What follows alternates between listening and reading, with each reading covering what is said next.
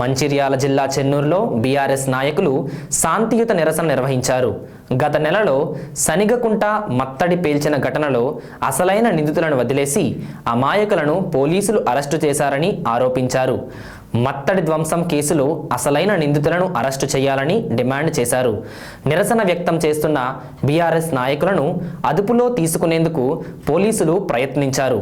దీంతో పోలీసులకు నిరసనకారులకు మధ్య తోపులాట జరిగింది.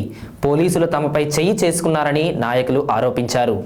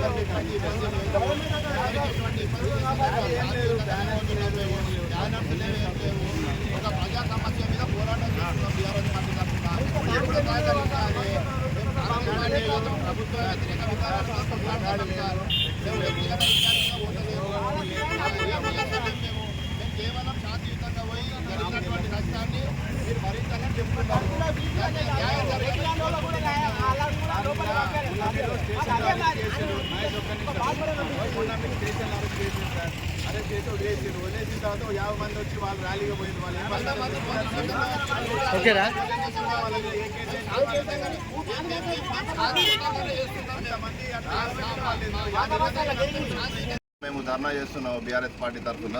పోలీసులు మన నాయకులపైన అన్యాయంగా ఇలాంటి దాడులు చేయడం ఎంతవరకు సమంజసం మీరే చెప్పండి. మీడియా ముందుగా చెప్తున్నాము.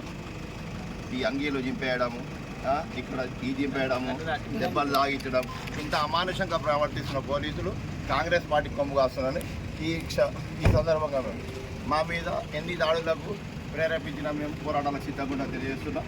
జై తెలంగాణ.